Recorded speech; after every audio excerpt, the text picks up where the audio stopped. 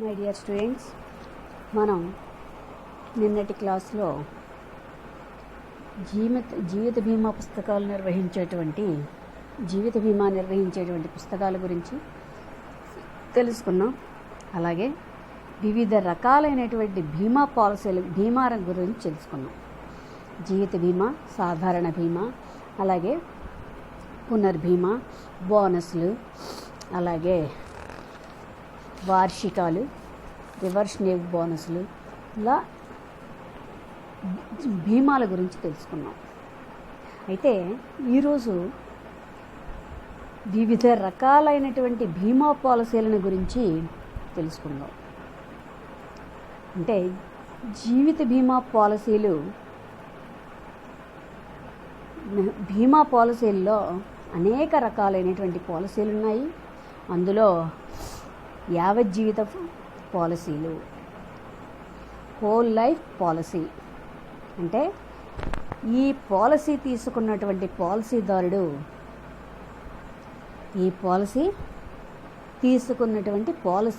అంటే యావజ్జీవిత పాలసీ తీసుకున్నటువంటి పాలసీదారుడు వాడు మరణించే వరకు లేదా ఆ పాలసీ తీసుకున్నటువంటి వ్యక్తికి 80 సంవత్సరాల వయసు పూర్తయ్యే వరకు ప్రీమియములు చెల్లించవలసి ఉంటుంది. ఏంటండి జీవిత బీమా పాలసీ అంటే? యావజ్జీవిత బీమా పాలసీ. ఇది యావజ్జీవిత బీమా పాలసీ అంటే యావజ్జీవిత బీమా పాలసీలో పాలసీ తీసుకున్నటువంటి వ్యక్తి తను మరణించే వరకు లేదా ఆ పాలసీ తీసుకున్నటువంటి వ్యక్తికి 80 సంవత్సరాల వయసు పూర్తయ్యే వరకు బీమా ప్రీమియములు చెల్లించాలి. అతను 80 సంవత్సరాల లోపు కనుక మరణిస్తే అతను యావజ్జీవిత బీమా పాలసీ తీసుకున్నటువంటి వ్యక్తి 80 సంవత్సరాల లోపు కనుక మరణిస్తే ఆ పాలసీ ఎంతకైతే తీసుకున్నాడో అంత మొత్తాన్ని అతనికి బీమా కంపెనీ అతని వారసులకి చెల్లిస్తుంది. లేదా అతను 80 సంవత్సరాల వయస్సు పూర్తయ్యే వరకు బతికి ఉంటే ఆ మొత్తాన్ని ఆ వ్యక్తికే చెల్లిస్తుంది.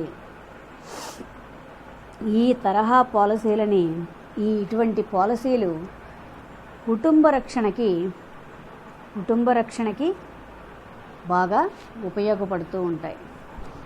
యావజ్జీవిత బీమా పాలసీలు అంటే ఏంటండి?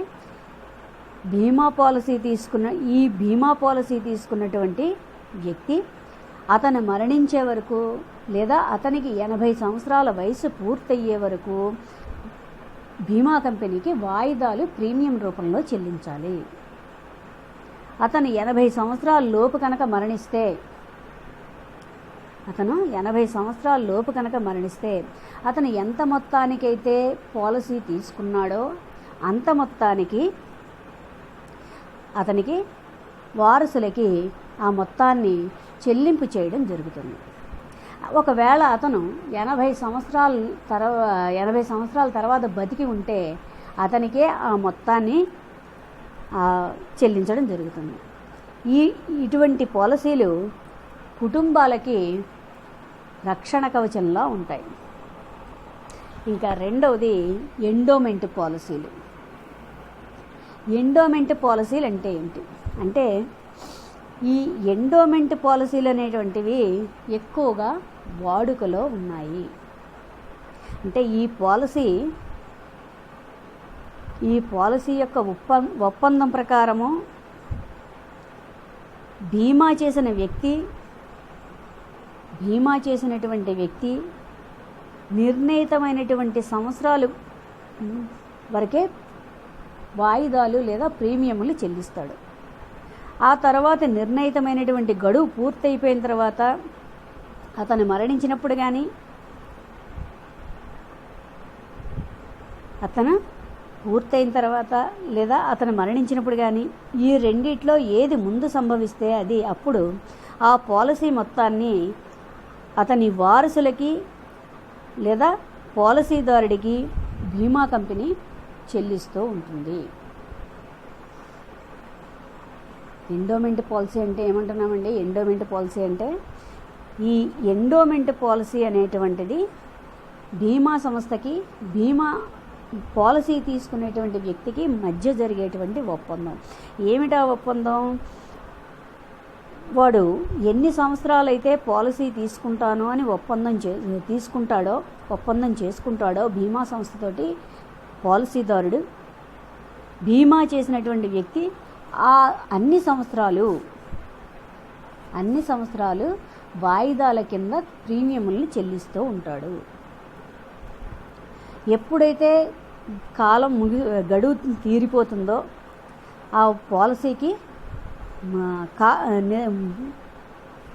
కాలం పూర్తయిపోతుందో అప్పుడు, లేదా అతను మరణించినప్పుడు, ఈ రెండిట్లో అతను మరణించడం కానీ ఆ పాలసీకి సమయం అయిపోవటం కానీ, ఈ రెండిట్లో ఏది ముందు సంభవిస్తే అప్పుడు ఆ పాలసీ మొత్తాన్ని అతని వారసులకు కానీ లేదా పాలసీదారుడికి కానీ ఈ బీమా కంపెనీ చెల్లిస్తుంది.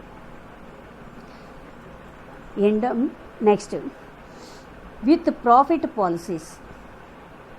ఇంకో రకం పాలసీలు ఏమిటి అంటే లాభాలతో కూడినటువంటి పాలసీలు. లాభాలతో కూడినటువంటి పాలసీలు అంటే ఈ పాలసీ కింద పాలసీదారుడికి అంటే బీమా పాలసీ తీసుకునేటువంటి వ్యక్తికి బీమా కంపెనీ బీమా సంస్థ ఆర్జించినటువంటి లాభాలలో కొంత వాటాని బోనస్గా ఇవ్వడం జరుగుతుంది. మనం మొన్న బోనస్లో చెప్పాం.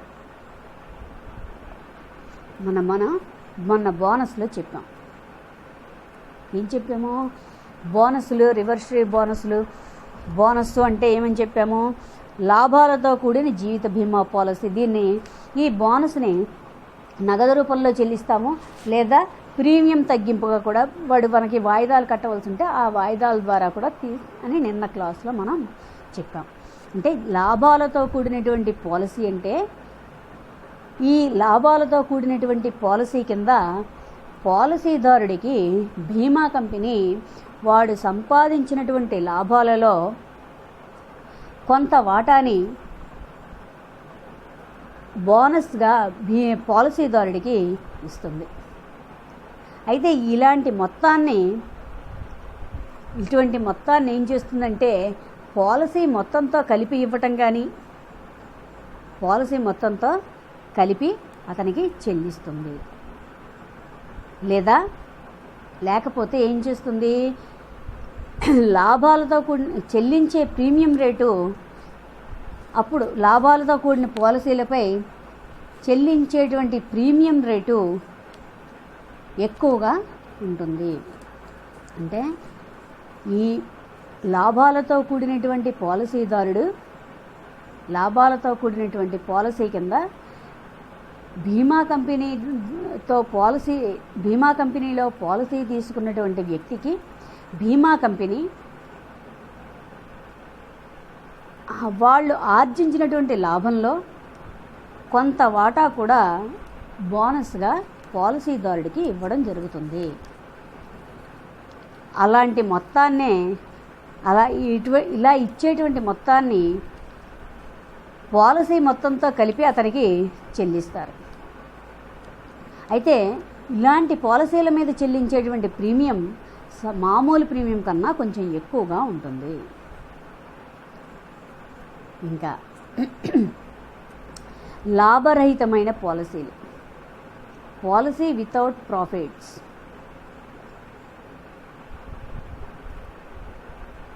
అంటే ఈ లాభరహితమైన పాలసీల విషయంలో పాలసీదారుడికి బీమా కంపెనీ వాళ్ళు ఆర్జించినటువంటి లాభాల నుండి బోనస్లని ఇవ్వరు. పాలసీ యొక్క కాలపరిమితి ముగిసిన తర్వాత కేవలం పాలసీ యొక్క మొత్తాన్ని మాత్రమే బీమా కంపెనీ పాలసీదారుడికి చెల్లిస్తుంది. లాభరహితమైన పాలసీ అంటే ఏంటంటే ఈ తరహా పాలసీలో పాలసీదారుడికి ఈ తరహా పాలసీలో పాలసీదారుడికి బీమా కంపెనీ ఆర్జించిన లాభాల నుండి బోనస్ ఇవ్వడం జరగదు. ఇందాక ఏం చెప్పాము, లాభాలతో కూడినటువంటి పాలసీలో బీమా కంపెనీ తను ఆర్జించినటువంటి లాభాలలో కొంత వాటాని పాలసీదారుడికి లాభం కింద ఇస్తాము అని చెప్పాము. ఇప్పుడు లాభరహితమైనటువంటి పాలసీల్లో ఏం చెప్తున్నాము, పాలసీ వితౌట్ ప్రాఫిట్స్. దీనిలో ఏం చెప్తున్నాము, ఈ రకమైనటువంటి పాలసీలో బీమా పాలసీ తీసుకున్నటువంటి వ్యక్తికి బీమా కంపెనీ తాను ఆర్జించినటువంటి లాభాల నుండి ఎటువంటి బోనస్లు ఇవ్వదు. గడువు తీరిన తర్వాత కేవలం తన పాలసీ ఎంతైతే తీసుకున్నాడో దానికి మాత్రమే బీమా కంపెనీ చెల్లిస్తుంది. ఇది వివిధ రకాలైనటువంటి పాలసీలు. అంటే బీమా పాలసీల్లో ఇవి ముఖ్యమైనటువంటి పాలసీలు. ఈ పాలసీలను ఏమంటున్నామో యావజ్జీవిత పాలసీలని హోల్ లైఫ్ పాలసీ అని అంటున్నాం. ఈ యావజ్జీవిత బీమా పాలసీలో ఏమంటున్నాము, ఈ యావజ్జీవిత బీమా పాలసీ తీసుకునేటువంటి వ్యక్తి వాడికి 80 సంవత్సరాలు పూర్తవడం కానీ లేదా తను మరణించడం కానీ ఏది ముందు సంభవిస్తే అతనికి బీమా కంపెనీ సొమ్మును చెల్లిస్తుంది. అతను 80 సంవత్సరాల వరకు బతికి ఉంటే కనుక అతను వాయిదాలు అనేటువంటిది చెల్లించాలి. అతను 80 సంవత్సరాల ముందు పోయినా లేదా 80 సంవత్సరాల తర్వాత చనిపోయినా అతనికి బీమా కంపెనీ చెల్లించవలసినటువంటి మొత్తాన్ని చెల్లిస్తుంది అని చెప్తున్నాం. రెండోది ఏమంటున్నాము, ఎండోమెంట్ పాలసీ అంటున్నాం. ఈ ఎండోమెంట్ పాలసీ ఏమంటున్నాము, ఈ ఎండోమెంట్ పాలసీలో ఇవి ఎక్కువగా అమల్లో ఉన్నాయి.